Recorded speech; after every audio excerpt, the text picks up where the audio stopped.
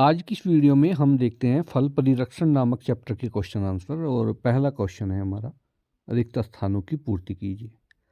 इसमें पहला है कि परिरक्षण में 10 से 15% नमक के लिए विष का काम करता है।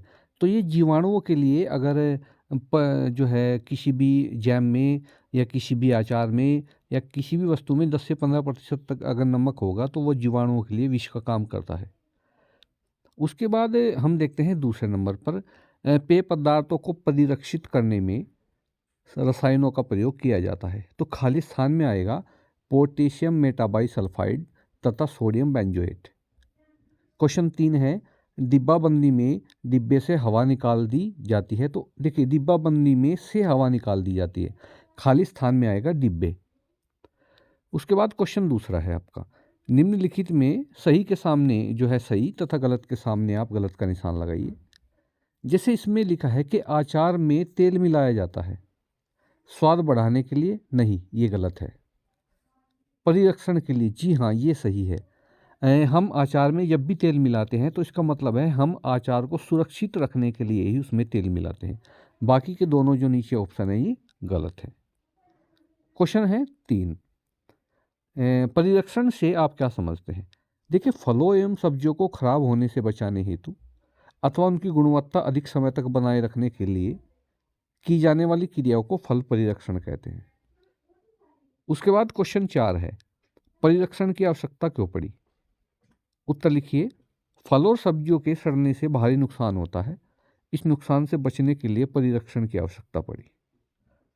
नेक्स्ट है 5वां, परिरक्षण के कितने प्रकार है। देखिए, परिरक्षण के 2 प्रकार है, ये आपका हेडिंग है। और एक तो है अस्थायी परिरक्षण और एवं दूसरा है अस्थायी परिरक्षण।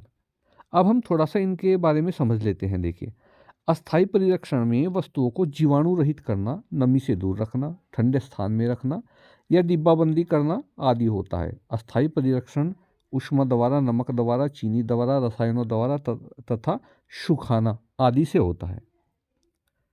नेक्स्ट है क्वेश्चन नंबर 6, ये है ऊष्मा द्वारा परिरक्षण कैसे किया जाता है।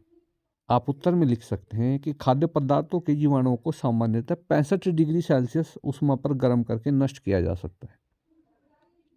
फिर है आपका प्रश्न नंबर 7, अस्थायी एवं अस्थायी परिरक्षण में अंतर बताइए। तो देखिए, प्रश्न नंबर 5 जो हमने आपको बताया था, अभी हम देखते हैं ऊपर। प्रश्न नंबर 5 ये था आपका, देखिए कि परिरक्षण कितने प्रकार का होता है। तो इसमें हमने आपको बताया था, ये यहाँ पर अस्थायी परिरक्षण में वस्तुओं को जीवाणु रहित करना, नमी से दूर रखना, ठंडे स्थान में रखना या डिब्बाबंदी करना आदि होता है। और अस्थायी परिरक्षण में ऊष्मा द्वारा, नमक द्वारा, चीनी द्वारा, रसायनों द्वारा तथा सुखाना आदि से होता है। तो अस्थायी परिरक्षण तो यहाँ पर इतना है, और यहाँ से ऊपर ऊपर ये आपका अस्थायी है, आप यहाँ से लिख सकते हैं। अब उसके बाद क्वेश्चन नंबर 8 देखते हैं, आम का अचार सिरके में कैसे तैयार किया जाता है। देखिए, आप कैसे लिखेंगे कि आम के कच्चे फलों को 4 भागों में काट लेते हैं, नमक मिलाकर शीशे के बर्तन में रखते हैं और अदरक, लहसुन, लाल मिर्च को सिरके में पीसते हैं।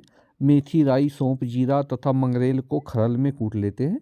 फिर आम के निकले हुए पानी में इन सभी मसालों को मिलाकर आम के टुकड़ों से जो है हम लपेटते हैं। सरसों का तेल या सिरका इस बर्तन में भर देते हैं, 1 सप्ताह धूप में रखते हैं, अचार खाने योग्य हो जाता है। उसके बाद नेक्स्ट है क्वेश्चन हमारा, क्वेश्चन नंबर 9, आपके घर में, देखिए ये था आपका क्वेश्चन नंबर 8 और क्वेश्चन नंबर 9 है, आपके घर में गाजर, मूली या फिर फूल गोभी आदि मिश्रित जो अचार है वो कब और कैसे बनाया जाता है।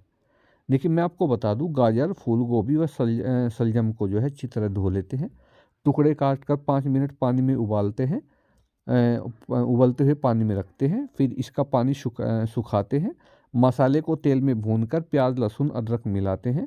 तैयार सामग्री जार में रखकर गुड़ का घोल या एसिटिक एसिड मिला देते हैं और 3 से 4 दिन धूप में रखते हैं। मसाला मिलाने के लिए जार को कई बार हिलाते हैं। अब इसके लिए जो आवश्यक सामग्री है वो क्या है।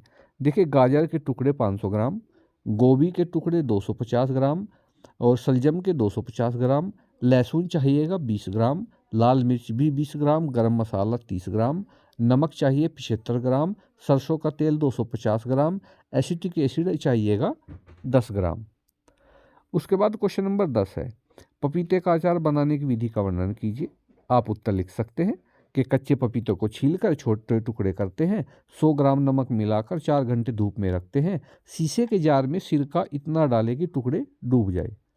टुकड़े तोल लेते हैं, फिर प्रति किलोग्राम पर 2 चम्मच राई, लाल मिर्च, बड़ी इलायची, जीरा, काली पीपर पाउडर प्रत्येक 10 ग्राम के हिसाब से और हल्दी डालकर मिला देते हैं। समय समय पर बर्तन को हिलाते रहते हैं जिससे मसाला पूरी तरह मिल जाए।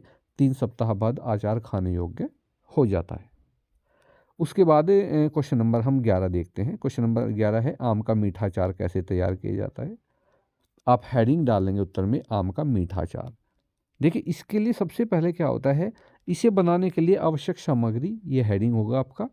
देखिए आम की फाँकें चाहिएंगी 1 किलोग्राम, नमक चाहिएगा 200 ग्राम, चीनी चाहिएगी 600 ग्राम, लाल मिर्च पीसी हुई 20 ग्राम, गरम मसाला चाहिएगा 20 ग्राम, सौंठ चाहिएगी 15 ग्राम, सौंफ 20 ग्राम और हींग हमें थोड़ा सा आवश्यकता के अनुसार आप ले सकते हैं।